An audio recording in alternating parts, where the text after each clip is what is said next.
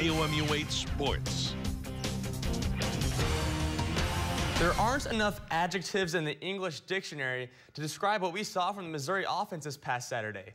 Anemic, lost, careless. Nothing quite sums up the struggles against Georgia. But the season's not over, the Tigers aren't done, and even an SEC East title is still possible, and the players know it. Matty Mock did, however, look flustered in the pocket all game against the Bulldogs, turning the ball over 5 times, including 4 picks, and as a result, he's taken enormous criticism for the shutout loss, and perhaps deservedly so. But at Media Day yesterday, he and the rest of the offense emphasized the defeat won't be a lingering memory. It's how you fight back, and I think our guys are ready to go. I mean, yeah, people are upset, but it's going to be a different week for us, and we're going to come out fighting. We're not taking it very well, but at the same time, you have to turn this negative and somehow, some way, try and turn it into a positive to where we go out there and get better. And I'm going to use that, and I promise you I'm going to get better this week, and we're going to come out firing this week. Even if the Tigers don't come out firing against Florida this Saturday, they'll have a chance to do that next weekend against the Vanderbilt Commodores. The SEC announced kickoff time for Missouri's homecoming contest. It's an afternoon one, 3 o'clock, and it will air on the SEC network. Missouri sports fans might want to consider campaigning for the MLB playoffs to run through February. That's because the state's 3 main football teams, collegiate and pro, have been far from impressive. The St. Louis Rams are on the bottom of that list.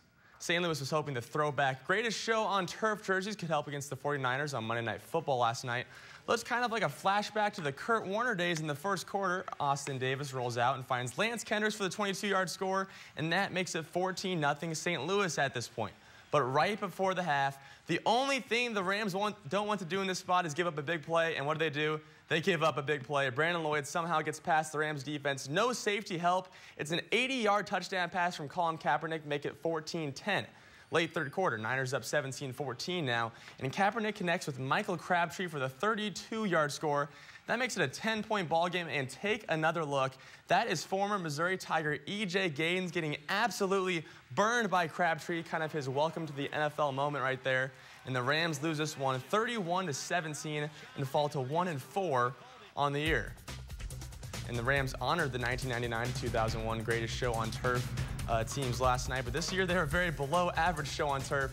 By comparison, in 2000, the Rams averaged 33.4 points per game and 439 yards per game in total offense, making them the best offensive team in the league. But this year, St. Louis 24th in the NFL in total offense and is averaging just over 20 points and 376 yards per game. All this rain recently hasn't just been a nuisance for Missouri citizens. It slowed down the hottest team in baseball. Game 3 for the Royals was postponed last night, so Kansas City and the St. Louis Cardinals will be in action tonight. The Royals are trying to win their 7th straight postseason game tonight. First pitch from Jeremy Guthrie scheduled for 7:07, always a weird time against the Baltimore Orioles. And if history means anything, a 2-0 lead might mean that the Kansas City Royals already have this series locked up. Take a look. Since the league championship series switched to a best-of-7 format in 1985, 24 teams have trailed 0-2, and only 3 have come back to win the series. Interestingly enough, both the Royals and the Cardinals did it in 1985 to set up that I-70 series. And besides that, only the Boston Red Sox in 2004 have made the comeback, and they actually did it down 3-0. Speaking of the Cardinals, one concern for them heading into today's matchup with the Giants is the status of all-star catcher Yadier Molina. He strained a left oblique muscle after an at-bat on Sunday. At the time, he called it the worst pain of his entire life, but now it actually sounds like there's a chance he'll return in this series and possibly even today. After throwing on Monday, Molina says if he can't start the game, he'll at least hopefully be ready to come in for defensive purposes off the bench. And just hearing from people who have the injury, it sounds like it's incredibly painful. So if he was to come back, that would be absolutely huge for the Cardinals. Even if he can't hit, his defense is something that he brings to the table. So yeah, but how do you very throw? Interesting. I can't imagine. I've never had an oblique injury, but how do you throw with that much force as he does? That seems like a key. Professional athletes are tough, as if we needed another reminder of that. But